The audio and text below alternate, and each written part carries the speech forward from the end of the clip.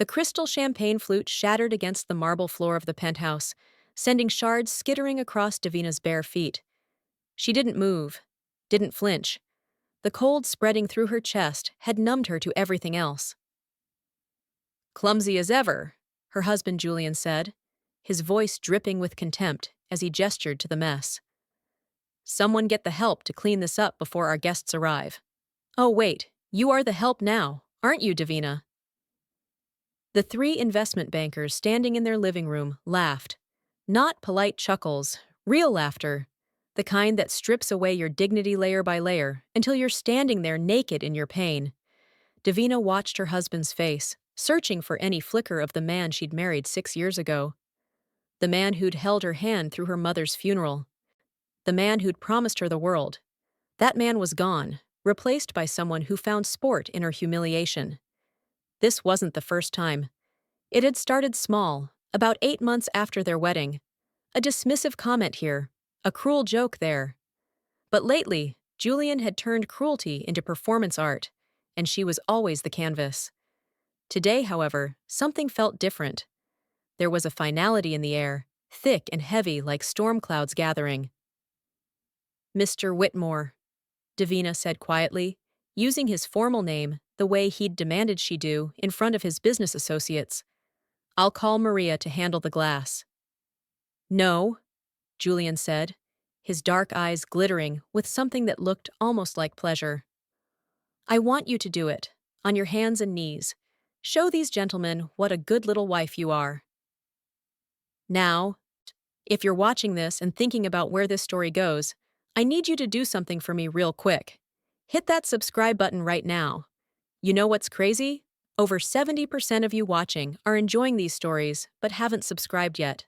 Don't be part of that statistic. Join our Philly Folktales family and smash that like button because it helps more people find these stories. Drop a comment too and tell me where you're watching from. Georgia, New York, Manchester, Netherlands? I want to know where my Philly Folktales community is at. Now, let me tell you what Davina did next, because this is where everything changes. Davina looked at the broken glass, then at Julian, then at the three men who were watching this domestic theater with uncomfortable fascination. Two of them had the decency to look away. The third, a man named Peterson, was smirking. She could clean the glass. She'd done worse to keep the peace. She'd swallowed her pride so many times it should have dissolved completely by now. But something in her refused to bend this time. Maybe it was the way Julian was looking at her, like she was something he'd scraped off his shoe. Maybe it was remembering her grandmother's voice. "Baby girl, the day you get on your knees for a man who don't respect you is the day you lose yourself forever." "No," Davina said softly. The word hung in the air like smoke. Julian's expression shifted from smug satisfaction to genuine surprise, then quickly morphed into rage. His jaw clenched, and she could see the muscle twitching beneath his smooth brown skin. He was a beautiful man, her husband. 6'3", athletic build. She with features that could have graced magazine covers. But beauty, she'd learned, was just packaging. It told you nothing about what was inside. "Excuse me?" Julian's voice had gone dangerously quiet. "I said no." Davina straightened her spine, feeling something unlock in her chest. "I'm your wife, not your servant. If you want someone to clean your floors, hire a maid. Oh wait, you already have 3. You just prefer humiliating me instead." Peterson whistled low. One of the other men, Caldwell, cleared his throat. "Julian, man, maybe we should—" "Shut up!" Julian snapped, not taking his eyes off Davina. "You want to embarrass me in front of my colleagues? You who couldn't even finish community college? You who was working at a grocery store when I found you? I made you. I turned you into something. And this is how you repay me?" The words were designed to cut, and they did. But they also illuminated something Davina had been trying not to see for months. This wasn't love gone wrong. This was control, and it had been from the start. She'd been so dazzled by his attention, so grateful that someone successful and handsome wanted her, that she'd missed all the signs. The way he'd isolated her from her friends. The way he'd convinced her to quit her job because his wife didn't need to work.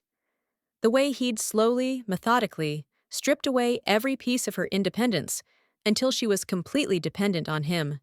"You didn't make me," Davina said, her voice stronger now. "You broke me. There's a difference." Julian's hand shot out and grabbed her wrist, his fingers digging into her skin hard enough to bruise.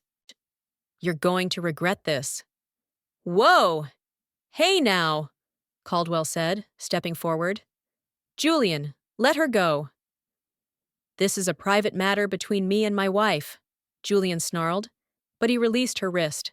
Davina cradled it against her chest, feeling the tender spots where his fingers had been. "I think we should go," the third man, whose name Davina had never learned, said quietly. "We can discuss the merger another time." "No," Julian said sharply. "You'll stay. Davina will apologize and fix her attitude, or she can get out." Davina looked around the penthouse. The soaring ceilings, the floor-to-ceiling windows with their million-dollar view of the Philadelphia skyline, the designer furniture that cost more than most people's cars. She'd never felt at home here. It was a beautiful cage, and she'd been a voluntary prisoner. But the door was open now, and all she had to do was walk through it. "I'll pack my things," she said. "Fine," Julian said, and there was genuine surprise in his voice, like he'd been so certain she would fold. "But don't think you're taking anything I bought you. You came to me with nothing. You'll leave with nothing." "That's not how marriage works, Julian," Caldwell said quietly.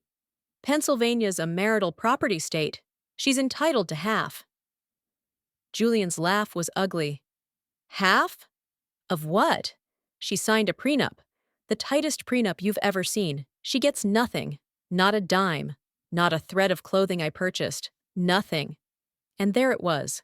Davina remembered signing those papers. She'd been so in love, so sure that this was her fairy tale. Julian's lawyer had explained it to her.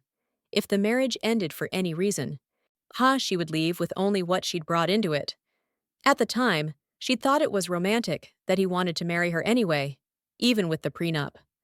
Now she understood it had been a trap, a way to ensure she could never leave. "I'll take what's mine," Davina said quietly, which apparently isn't much. She walked toward the bedroom, feeling Julian's eyes burning into her back. Her hands shook as she pulled her old suitcase from the top of the closet, the same battered thing she'd brought with her 6 years ago. She packed her oldest clothes, the ones from before Julian, the ones he'd always made fun of, her mother's Bible, the photograph of her grandmother, her high school yearbook, 3 pairs of shoes that had somehow survived Julian's purges of anything he deemed beneath his wife's station. When she came back out, the 3 men were gone. Julian was standing by the window, drink in hand, silhouetted against the city lights. "You'll be back," he said without turning around. "Where are you going to go? Your mother's dead. You've got no friends left because you ghosted all of them when we got married. No job, no money. You'll come crawling back within a week, and when you do, you'll do it on your knees, begging." Davina walked to the door, her suitcase feeling impossibly heavy. She paused, her hand on the handle. "You're wrong about one thing," she said. "I do have someone. My grandmother's still alive. She's got a little row house in West Philly. It's not much, but it's mine in a way this place never was." "That roach-infested dump? You'd rather live there than here?" "Yes," Davina said simply, "because she loves me. Son, and you never did." She closed the door on his response, if he had one. The hallway of the luxury building felt like a tunnel, and she moved through it in a daze. The doorman, Gerald, gave her a sympathetic look as she passed. "Mrs. Whitmore," he said gently, "you need me to call you a cab?" "It's just Davina," she said. "And yes, please. Thank you, Gerald." In the cab, she let herself cry. Not dramatic sobs, just quiet tears that rolled down her cheeks as Philadelphia blurred past the window. The driver, an older woman with kind eyes, glanced at her in the rearview mirror but said nothing. Some pain was too big for words from strangers. Her grandmother's house was exactly as she remembered. Small, neat, with a tiny front garden where Grandma Lorraine still grew tomatoes and basil every summer. The lights were on, warm and yellow against the darkness. Davina paid the cab driver and stood on the sidewalk, looking up at the place where she'd spent so many childhood summers. The door opened before she could knock. Grandma Lorraine stood there in her nightgown and robe, her silver hair in curlers, her brown face creased with concern. "Baby girl," she said, and that was all it took. Davina fell into her grandmother's arms and let herself break apart, knowing these were hands that would help put her back together. Later, after tea and tissues, and the whole sorry story, they sat at the kitchen table where Davina had done her homework as a child. Grandma Lorraine held her hand across the worn formica. "You did the right thing," she said firmly. "That man was trying to kill your spirit. I could see it happening, but you had to see it yourself." "I don't know what to do now," Davina admitted. "I have nothing.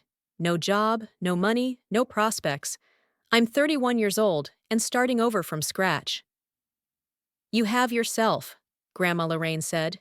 "You have your dignity. You have your intelligence and your strength. You have me. That's not nothing, baby. That's everything." The prenup was about money. But here's what rich folks like your husband forget. Money ain't the only currency in this world. You've got something he can't buy or sell or trade. You've got the truth about who he is. And you've got the freedom to become who you're meant to be. Davina wanted to believe her, but the fear was overwhelming. What if he's right? What if I can't make it? Grandma Lorraine squeezed her hand. "You know what your grandfather used to say?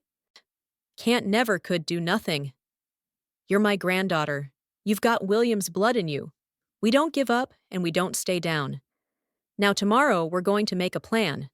But tonight you're going to sleep in your old room, and you're going to rest, and you're going to let yourself heal.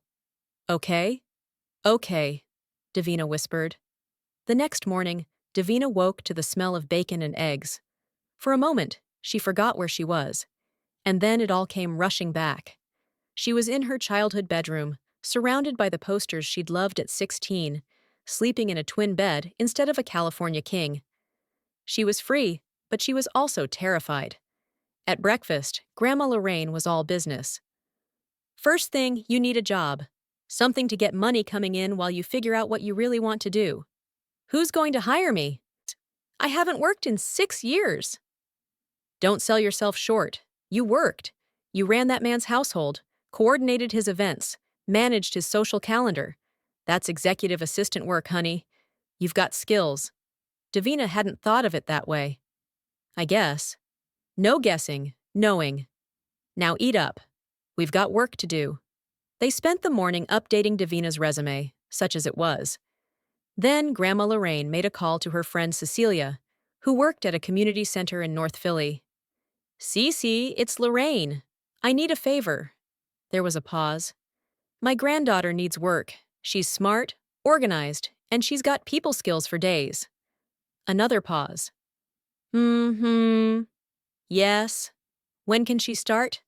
Just like that, Davina had a job. Part-time administrative work at the Lincoln Community Center. It didn't pay much, but it was something. More importantly, it was hers. The community center was nothing like Julian's world. It was housed in a renovated church, with scarred wooden floors and mismatched furniture. But it was alive in a way Julian's penthouse never had been.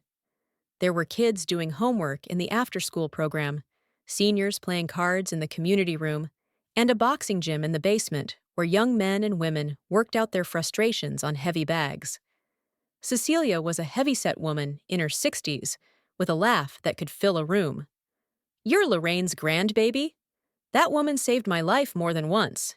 Any kin of hers is family here. Now let me show you around." The work was simple but satisfying. Davina answered phones, filed paperwork, helped coordinate programs. She made minimum wage, which felt like nothing after 6 years of unlimited access to Julian's accounts. But it also felt like everything because she'd earned it herself. 2 weeks after she'd left, the divorce papers arrived. Julian hadn't wasted any time. Davina read through them with Grandma Lorraine at the kitchen table. As promised, the prenup was ironclad. She would get nothing, $0, zero property, 0 possessions acquired during the marriage. She could keep whatever she'd brought into it, which amounted to almost nothing. He's even claiming the car was a gift to himself that I merely used, Davina said, her voice hollow. 6 years of my life, and I walk away with nothing. Not nothing, Grandma Lorraine said. You walk away. Davina signed the papers that night, her signature feeling both like a surrender and a victory. She was done. She was free. She was broke and scared and starting over, but she was hers again. The next few months were hard. Davina worked at the community center and picked up weekend shifts at a coffee shop. She'd gone from luxury to scraping by, from penthouse to grandmother's spare room. Some days, the gap between those two realities felt so wide she couldn't breathe. But something else was happening too. She was remembering who she'd been before Julian. The girl who'd loved reading. The woman who'd once dreamed of going back to school. The person who laughed easily and made friends naturally. That person had been buried under Julian's expectations and criticisms. But she wasn't dead, just dormant. At the community center, Davina started a literacy program for adults. She'd noticed that several of the seniors who came in for activities struggled with reading, and it broke her heart. She created a safe, judgment-free space where people could learn at their own pace. One of her students was a man named Terrence, who was in his 70s and had never learned to read because he'd had to work to support his family from age 10. Watching his face light up the first time he read a full sentence by himself made something shift in Davina's chest. This mattered. This was real. This was worth more than all of Julian's money. 6 months after the divorce was finalized, Davina was managing the community center's entire adult education program. Cecilia had officially promoted her and given her a small raise. It still wasn't much, but Davina was building something. More importantly, she was building herself back up. Then, on a random Tuesday in March, everything changed again. The coffee shop where Davina worked weekends was called Beans and Dreams, a little place in University City that catered to students and professors. She'd just finished her shift and was untying her apron when a woman walked in who made Davina do a double take. The woman was striking, tall, elegant, with natural hair styled in an impressive crown of locks. She wore a tailored suit that screamed money, but her smile was warm as she approached the counter. Something about her seemed familiar, but Davina couldn't place it. "Are you still serving?" the woman asked. "Just closed," Davina's coworker Rashid said, "but I can make you something quick if you need it." "Actually," the woman said, looking directly at Davina, "I'm here to see her." Davina blinked. "Me?" "You're Davina Williams, formerly Whitmore, right?" The woman extended her hand. "I'm Simone Patterson. I'm an attorney. I've been looking for you." Davina's stomach dropped. "If Julian sent you—" "Julian didn't send me," Simone said quickly. "In fact, this is about Julian, but not in the way you think. Can we talk somewhere private?" They ended up in a booth at the back of the coffee shop. Rashid made them both tea and then gave them space. Simone pulled out a sleek leather folder and set it on the table between them. "I represent several women who were married to wealthy men in Philadelphia," Simone began. "Women who signed prenuptial agreements that were, let's say, heavily weighted in favor of their husbands. Women who found themselves with nothing after divorce, despite contributing significantly to their husband's success." "Okay," Davina said slowly, "but what does this have to do with me?" "I've been researching Julian Whitmore," Simone said. "Do you know when his company really took off? When his investments started turning major profits?" Davina thought back. "About a year after we got married. He'd been doing well before, but then suddenly everything he touched turned to gold." "Exactly. And do you remember helping him with anything around that time? Research, maybe? Connections? Ideas?" Davina frowned, trying to remember. Then it hit her. The Henderson account. Julian was trying to land this huge client, Henderson Industries. They manufactured medical supplies, but he couldn't get a meeting. The CEO was this old-school guy who didn't trust young investors. What happened? Simone leaned forward. I knew his wife, Davina said, the memory becoming clearer. Mrs. Henderson. She volunteered at the same hospital where my mom was being treated. We'd talked during chemo sessions. She was lonely, I think. Her husband worked all the time. We became friends in a way. Davina paused, seeing where this was going. I mentioned that my fiancé was trying to reach her husband. She set up a dinner, the four of us, and that's how Julian got the meeting. That account was the foundation of everything Julian built afterward, Simone said. Every major deal traced back to the credibility and capital he gained from Henderson Industries. And you made that connection. But I didn't do anything, Davina protested. I just knew someone. You created the opportunity. You used your relationship to open a door he couldn't open himself. That's called marital contribution, and in some cases, it can supersede a prenup. Davina felt her heart start to race. What are you saying? I'm saying your prenup might not be as airtight as Julian thinks. If we can prove that your contributions during the marriage directly led to his financial success, we can challenge it. It's not easy, and it's not guaranteed, but I think we have a case. Why would you do this? Davina asked. Why me? Simone's expression softened. Because I was you once. Different circumstances, same result. And because Julian Whitmore needs to learn that he can't just discard people like trash. I've been building a case against his business practices for another client. And your name kept coming up. I've talked to people who knew you both. The doorman at your building, Gerald. The housekeeper, Maria. The event planner you worked with. They all said the same thing. You were integral to Julian's success, and he treated you terribly. This could take years, Davina said, and money I don't have. I work on contingency for cases like this. You don't pay unless we win. And yes, it might take time. But you deserve justice, Davina.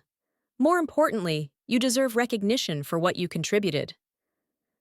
Davina looked at this stranger, who was offering her a lifeline. Part of her wanted to say no, to leave the past in the past and keep building her new life. But another part, the part that had signed those divorce papers feeling erased and invisible, wanted to fight. What do I need to do? She asked. See, the next 6 months were a blur of depositions, document gathering, and legal maneuvering. Simone was relentless. She tracked down emails between Julian and his business partners that referenced Davina's connections and insights. She found the Hendersons, who confirmed that they'd only met with Julian because of Davina. She even found evidence that Julian had used information Davina had shared about her former co-workers at the grocery store to make investments in food service companies. You told him that the store was switching suppliers because the old one was unreliable, Simone explained during one of their meetings. 3 weeks later, Julian invested heavily in the new supplier's parent company. Stock prices tripled within a year. That was insider information, whether he realized it or not. And you were the source. I was just making conversation, Davina said, amazed. You were being a wife, sharing your day, and he was mining you for information he could profit from. That's a marital partnership, Davina. You contributed value, even if you didn't realize it at the time. Julian fought back hard. His lawyers were vicious, trying to paint Davina as a gold digger who'd married for money and was now bitter about the divorce. They brought up her lack of education, her working-class background, her current employment situation. They made her feel small all over again. But Simone was better. For every attack, she had a counter. She brought in character witnesses who testified to Davina's kindness and integrity. She showed how Julian had systematically isolated Davina and controlled her life.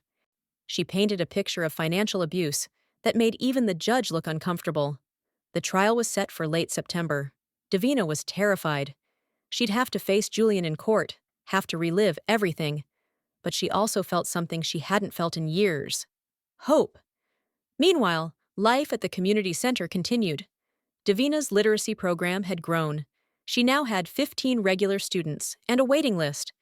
The local news had done a story on the program, and donations had poured in. Cecilia wanted to expand, to offer GED classes and job training. "You've got a gift for this," Cecilia told her, "for making people feel seen. That's rare, honey.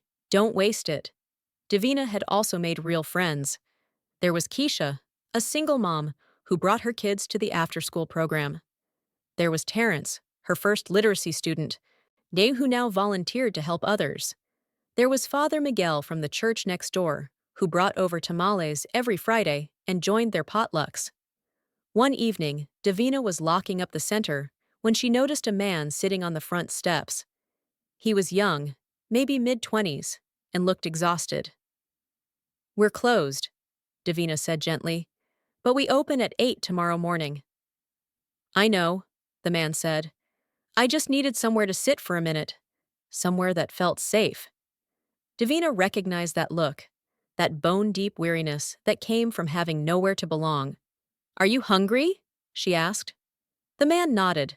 Davina called Grandma Lorraine.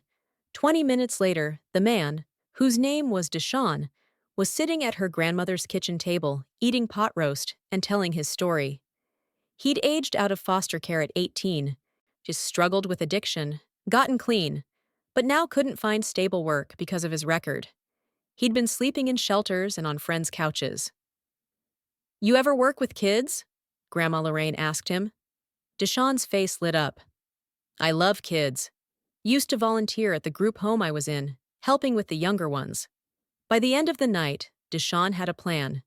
Davina would help him get his GED through the community center's program.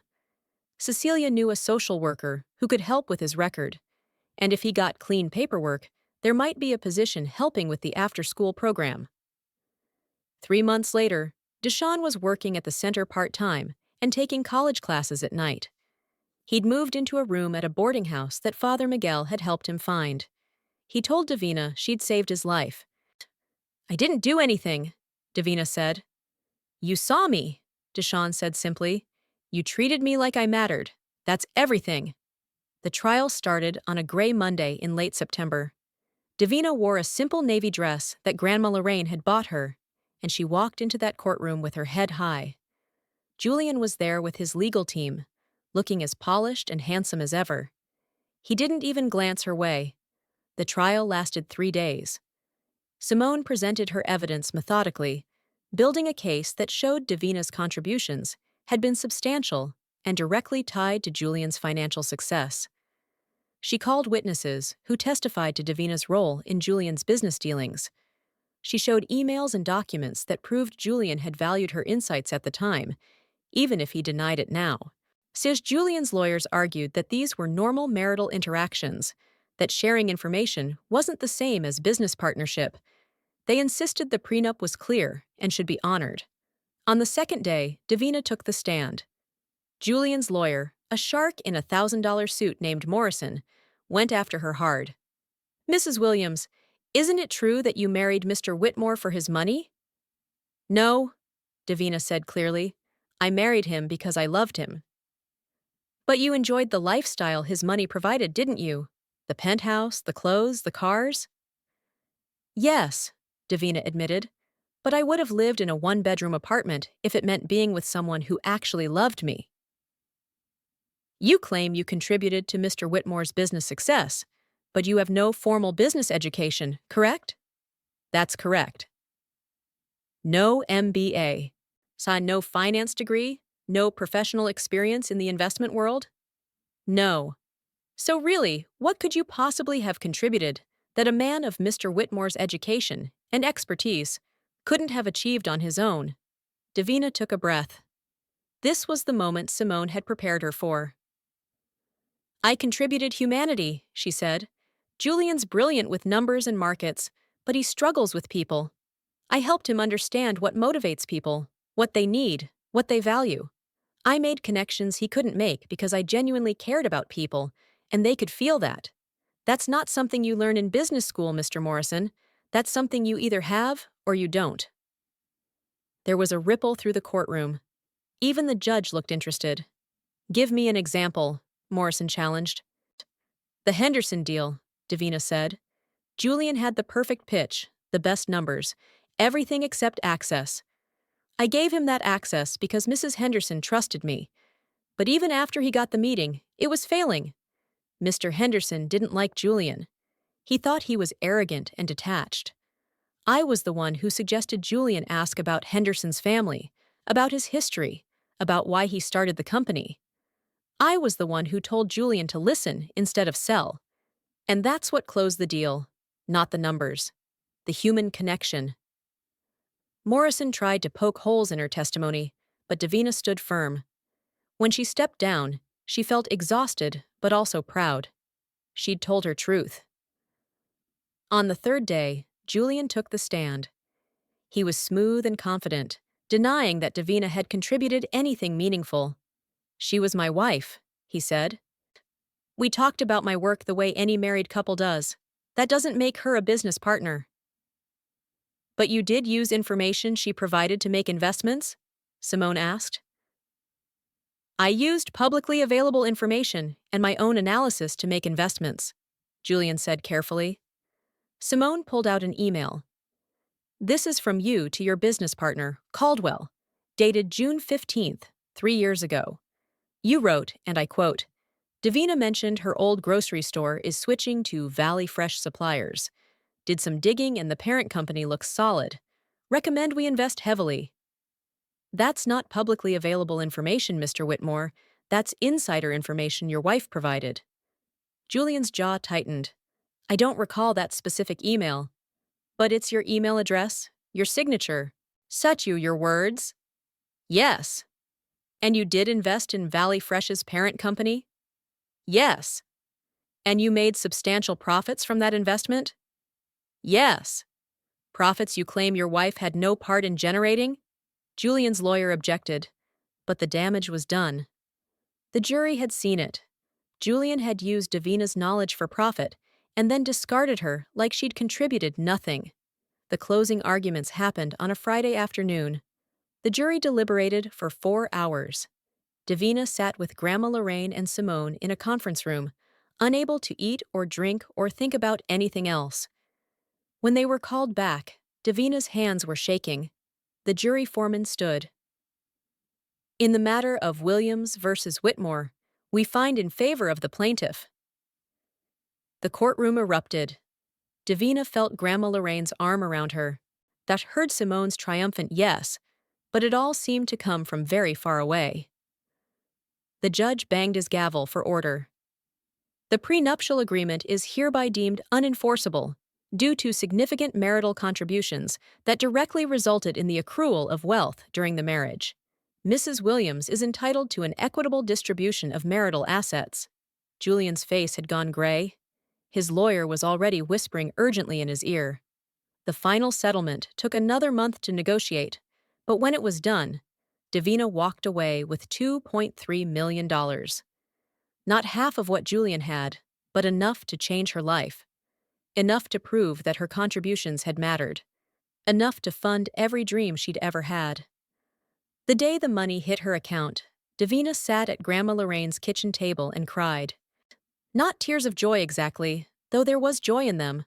More like tears of relief, of vindication, of finally being seen. "What are you going to do with it?" Grandma Lorraine asked, passing her a tissue. "I don't know," Davina admitted. "I never thought we'd actually win." "Well, you better figure it out, baby girl. Because money like that, it's a responsibility. It can change your life or ruin it, depending on what you do with it." Davina thought about that. She thought about the community center and the people she'd met there. She thought about Deshawn and Terrence and all the others who just needed someone to believe in them. She thought about everything she'd learned about what really mattered. The first thing she did was buy Grandma Lorraine's house outright and pay for renovations. New roof, new plumbing, new everything. Grandma Lorraine protested, but Davina insisted. "You gave me a home when I had nothing," Davina said. "Let me give you peace of mind." The second thing she did was set up a foundation, the Lorraine Williams Foundation for Adult Education and Economic Empowerment. She seeded it with $1 million and hired Simone to help set up the legal structure. "You're sure about this?" Simone asked. "This is a lot of money to give away." "I'm not giving it away," Davina said. I'm investing it in people. That's what someone did for me in a way. You invested your time and expertise in me. I'm just paying it forward. The foundation partnered with the Lincoln Community Center and two other community centers across Philadelphia. They expanded the literacy program, added GED classes, created job training partnerships with local businesses, and set up a microloan program for people starting small businesses. Davina quit her coffee shop job but kept working at the community center. Cecilia officially made her the director of adult education, with a real salary and benefits. Davina also enrolled in college. At 32, she was finally finishing her education, taking classes in nonprofit management and social work. She bought a small row house 3 blocks from Grandma Lorraine. Nothing fancy, but it was hers. She painted the walls bright colors and filled it with plants and books and photos of the people she loved. It felt like home in a way the penthouse never had. 6 months after the settlement, Davina was working late at the center when Simone called. "Turn on Channel 6, Simone said, her voice tight. Hui, Davina pulled up the news on her computer. The headline made her stomach drop. Prominent CEO Julian Whitmore under investigation for securities fraud.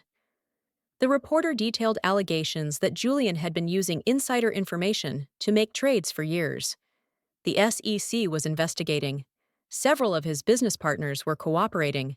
His assets were frozen pending the investigation. They found evidence during our case, Simone explained. The emails we uncovered led to more questions. One of his partners, Caldwell, turned state's evidence. It's bad, Davina. Really bad. Davina should have felt vindicated, should have felt some satisfaction that Julian was finally facing consequences. Instead, she just felt sad. Sad for the man he could have been, sad for the time she'd wasted. Way sad for how much damage one person could do when they valued money over people. Are you okay? Simone asked. Yeah, Davina said. I'm okay. That's his karma, not mine. The trial was all over the news for weeks. Julian's fall from grace was spectacular and public. He lost everything. The penthouse, the cars, the company. He was eventually sentenced to 5 years in federal prison for securities fraud and insider trading. Davina watched the coverage with a strange detachment. That could have been her life, tied to his downfall. Instead, she was free. She'd gotten out just in time. A year after the settlement, the foundation held its first annual fundraiser. It was held at the community center, not some fancy hotel. There were speeches from program participants, performances from the youth choir, and food from local restaurants that had partnered with the foundation's job training program. Terrence spoke about learning to read at 72 and how it had changed his life. I can read to my great-grandchildren now, he said, his voice thick with emotion. I can help them with their homework. Mrs. Davina gave me that gift. Deshaun spoke about going from homeless to homeowner, about finishing his degree, about the job he now had as a youth counselor. Mrs. Davina saw potential in me when I couldn't see it in myself, he said. There were dozens of other stories. Single mothers who'd gotten their GEDs and better jobs. Formerly incarcerated people who'd learned trades and started businesses. Immigrants who'd learned English and brought their families over. Lives changed, not by money, but by investment. Oh, by someone caring enough to help. Davina stood to speak, looking out at the crowd. She saw Grandma Lorraine in the front row, beaming with pride. She saw Cecilia and Father Miguel and Keisha and all the others who'd become her family. She saw the people whose lives had been touched by the foundation and the people whose lives had touched hers. 3 years ago, Davina began, I walked away from a marriage with nothing but a suitcase and a broken heart. I thought I'd lost everything, but what I actually lost was an illusion. The illusion that wealth equals worth. The illusion that being chosen by someone successful made me valuable. The illusion that I needed someone else to complete me. She paused, gathering her thoughts. What I gained was so much more valuable. I gained myself back. I gained real relationships based on mutual respect and genuine care. I gained purpose. And I gained all of you. There wasn't a dry eye in the room. This foundation exists because people invested in me when I had nothing to offer in return. My grandmother gave me shelter. Cecilia gave me a job. Simone gave me justice. And all of you gave me purpose. This is just me paying that forward. Because the truth is, we all need each other. We all have value to contribute. And when we invest in each other, everybody wins. The applause was thunderous. But what Davina would remember most was the looks on people's faces. Not admiration exactly, but recognition. Like they saw themselves in her story. Like they understood that transformation was possible for them too. After the event, as Davina was helping clean up, a woman approached her. Hi, she was young, maybe mid-20s, with nervous eyes and a designer purse that screamed money. Mrs. Williams, I'm Tasha. I heard about your foundation through a friend. I was wondering if I could talk to you sometime about my situation. Davina saw it immediately. The expensive clothes that didn't quite fit right. The way the woman held herself, small and uncertain despite her obvious wealth. The wedding ring that looked more like a shackle than a symbol of love. Are you safe? Davina asked quietly. Tasha's eyes filled with tears. Physically, yes. But otherwise, I don't know anymore. Davina took her hand. Come to my office Monday morning. We'll talk, and I'll help you figure out your next steps, whatever they are. I can't pay you, Tasha said. My husband controls all the money. I'm not asking for payment, Davina said gently. I'm offering support. There's a difference. That Monday, Tasha came to Davina's office and told a story that was eerily familiar. Wealthy, older husband, prenup, isolation, control. Davina listened and then called Simone. By the end of the week, Tasha had a safety plan, a lawyer, and a path forward. How did you know? Tasha asked. How did you know exactly what to do? Because I've been where you are, Davina said, and someone helped me. Now I'm helping you.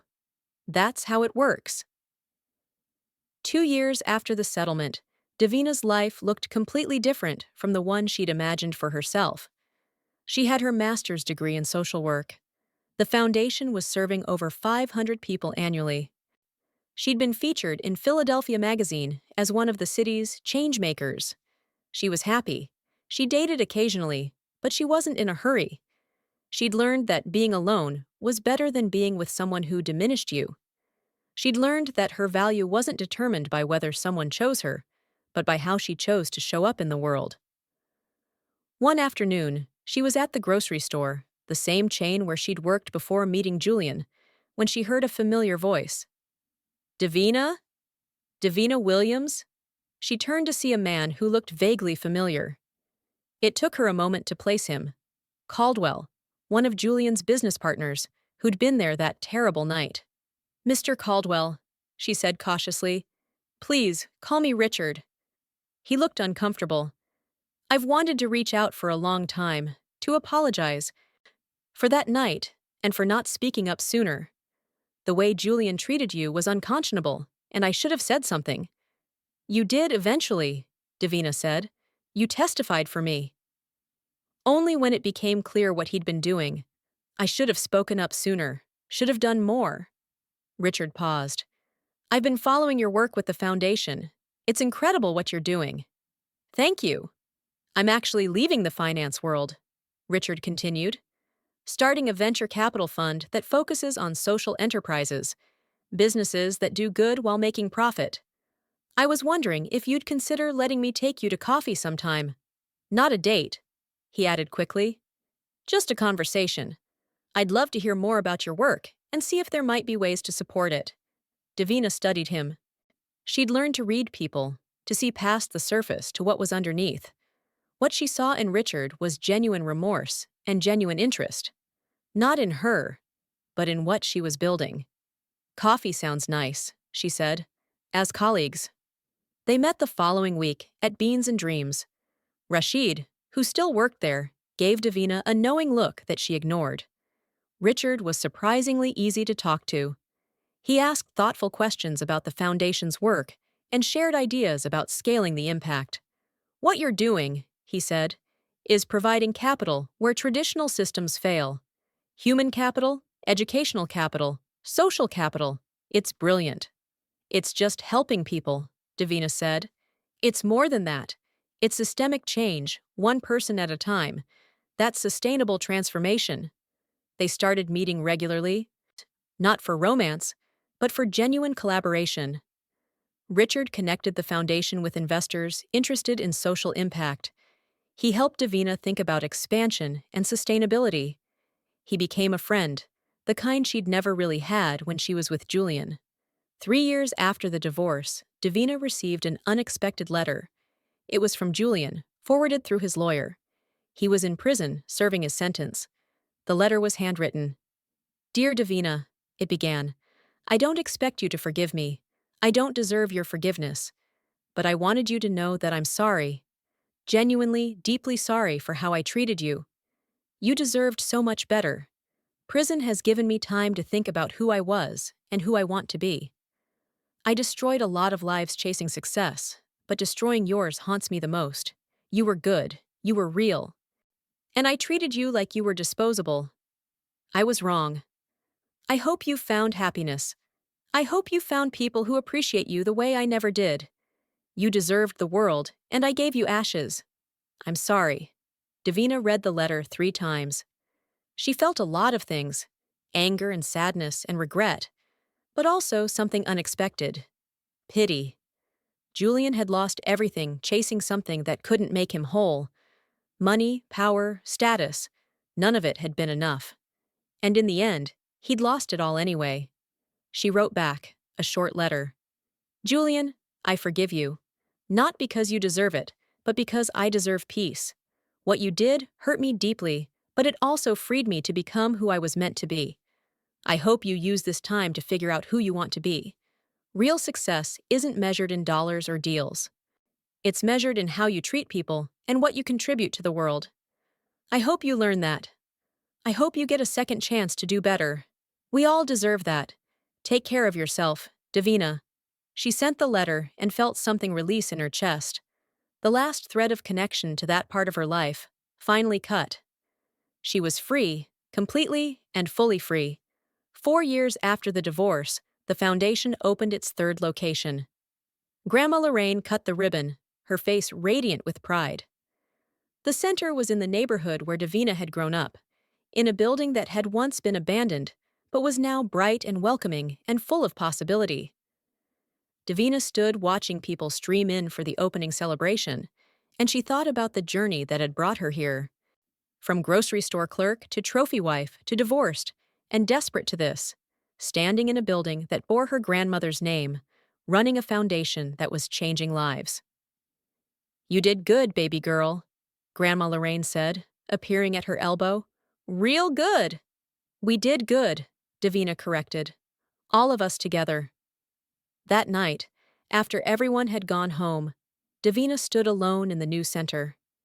She thought about the woman who'd signed those divorce papers 4 years ago, broken and scared, and convinced she was nothing without Julian's money and status.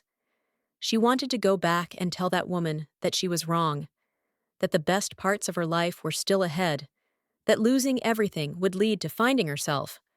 But she couldn't go back. She could only go forward. And forward looked pretty good.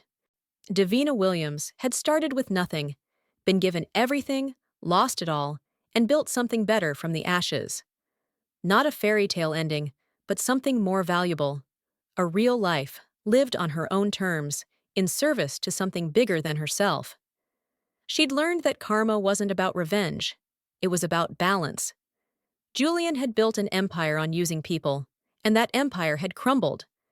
Davina had built a community on serving people, and that community was thriving. They'd both gotten exactly what they'd invested in. She'd learned that forgiveness wasn't about forgetting or excusing. It was about releasing the poison so it couldn't hurt you anymore. She'd forgiven Julian not for his sake, but for her own. Most importantly, she'd learned that you don't need someone else to complete you, or validate you, or give you worth. You already have worth. You already matter. You already have value to contribute. You just need to believe it and then live like it's true. Davina locked up the center and walked out into the Philadelphia night. The city lights sparkled around her, full of possibility. Tomorrow she'd wake up and do the work again. Help more people, build more programs, change more lives. Not because she had to, but because she wanted to. Because it mattered. Because she mattered. And that was the real victory. Not the money, not the court case, not even the foundation. The real victory was standing here, whole and healed and happy, knowing that she was enough. That she'd always been enough. That she'd always be enough. Davina Williams walked home through the streets of Philadelphia, and she was free.